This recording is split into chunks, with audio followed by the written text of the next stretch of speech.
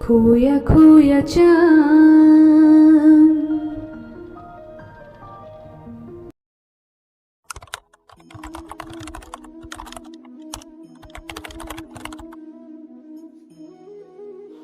मेरे प्रिय दोस्तों, अभी हाल ही में अफ़गानिस्तान में मची तालिबानी तांडव और लोगों की अपनी जान बचाने की जद्दोजहद की जो भयावनी तस्वीरें आई, वो भला किसे विचलित नहीं करेगी।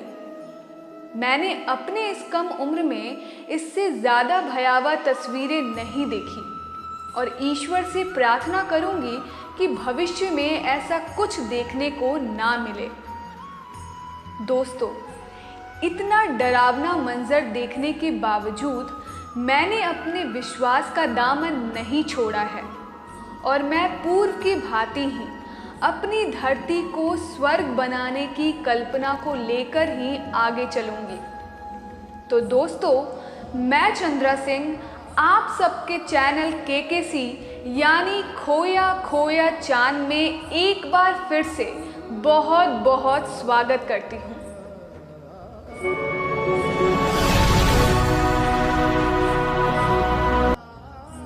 दोस्तों, परिस्थिति चाहे जो हो, हर हाल में इंसान को अपनी उम्मीद बनाए रखनी चाहिए।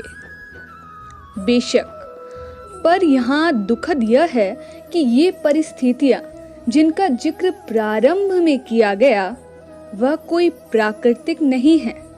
ये हमारी खुद की बनाई परिस्थितियाँ हैं, और वो भी धर्म और मजहब के नाम पर। धर्म तो प्राण की रक्षा का सूत्र देता है, परंतु हम यहाँ यह देख रहे हैं कि प्राण रक्षा का मंत्र देने वाले धर्म के ही नाम मौत का नंगा नाच किया जा रहा है। इसलिए मैंने इस विचार यात्रा के प्रारंभ में ही अपने चिंतन का विषय और चिंतन का केंद्र बिंदु धर्म को ही रखा था। मैं ये स्पष्ट रूप से देख पा रही थी कि धर्म के ही नाम पर मानवता को दर्द दिया जा रहा है, तो इसकी दवा भी खुद धर्म ही होगा। ज़रूरत है तो धर्म को ठीक से समझने की और इस पर मुखर होकर बोलने की।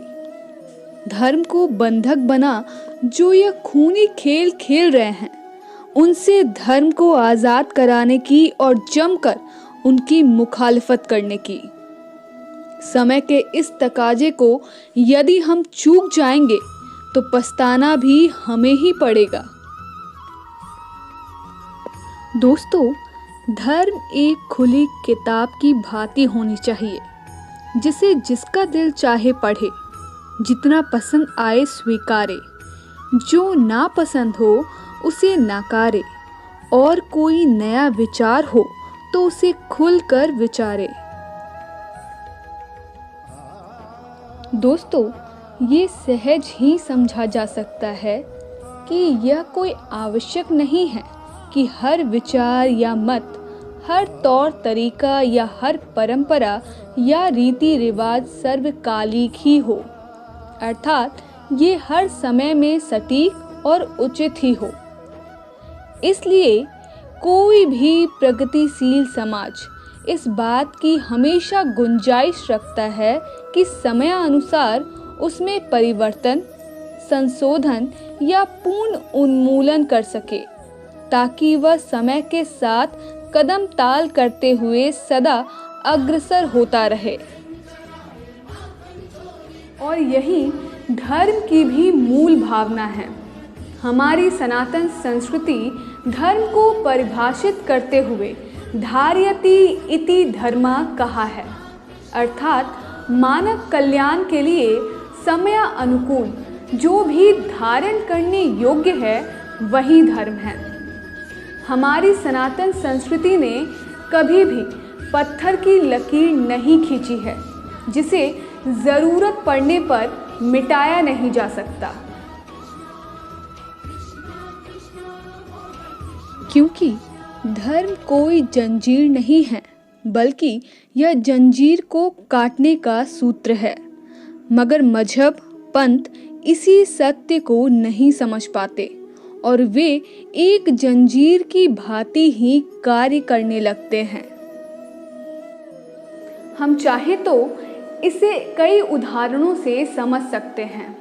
आपको याद होगा कि हमारी परंपराओं में कभी सती प्रथा और बाल विवाह जैसी कई कुप्रथाएं थीं, जिसको समय समय पर कई समाज सुधारकों ने अपनी भागीरथ प्रयास से ऐसी कुप्रथाओं का उन्मूलन कराया और आज हिंदू जनमानस खुशी खुशी इसे परित्याग कर आगे बढ़ चुका है।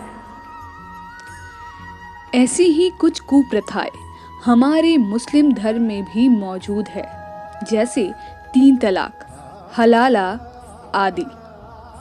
किंतु जब इनके उन्मूलन की बात की जाती है तो धर्म का हवाला देते हुए इसका जमकर विरोध किया जाता है और समाज के अंदर भी यह महसूस करते हुए भी कि यह कतई उचित नहीं है, इसका खुलकर विरोध नहीं हो पाता या इस समाज में कभी कोई समाज सुधारक पैदा नहीं होता, क्योंकि यहाँ मजहब के नाम पर पत्थर की लकीर खींची गई है, जिसे मिटाने का प्रयास करने वाले को सर कलम की भी सजा बड़ी आसानी से दी जा सकती है।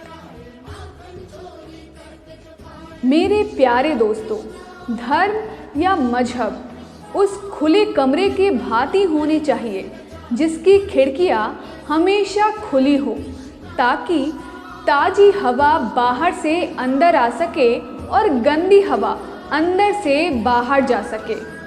मैं तो कहूँगी कि उसके दरवाजे भी खुले होने चाहिए ताकि सबके स्वागत का इंतज़ाम हो पाए।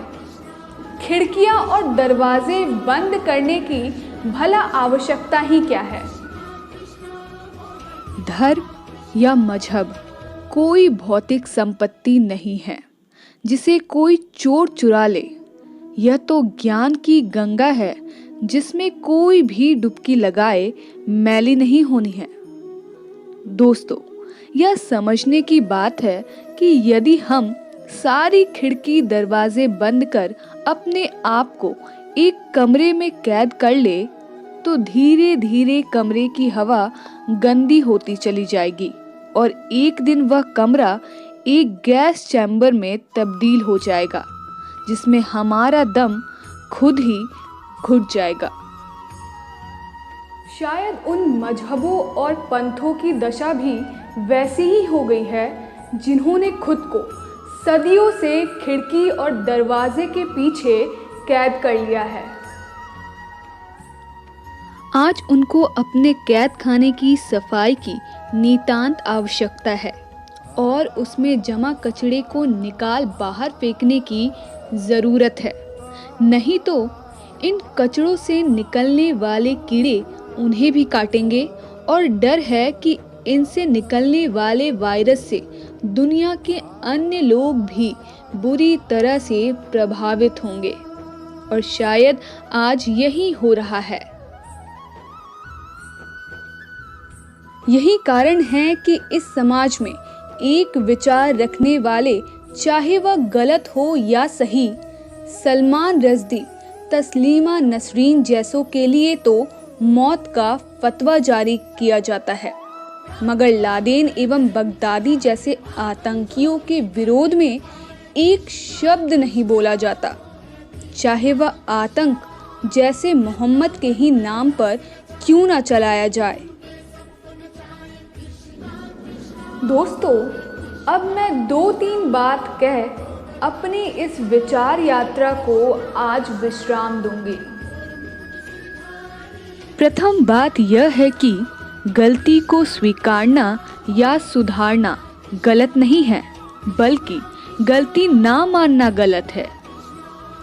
दूसरी बात यह है कि समाज वही जिंदा रह सकता है जो हर व्यक्ति को स्वीकारे, नकारे और विचारे की पूरी आज़ादी दे। जब तक हम हर व्यक्ति को उन्मुक्त उड़ान की आज़ादी नहीं दे सकते, तब तक समाज प्रगतिशील नहीं हो सकता। और अहम बात यह है कि जब तक धर्म को तथाकथित धर्माधीश, मुल्ला मौलवी, पोप, पादरी आदि के एकाधिकार से आज़ाद नहीं कराएंगे, तब तक धर्म, मजहब भी अपने मूल दर्शन पर नहीं चल पाएंगे।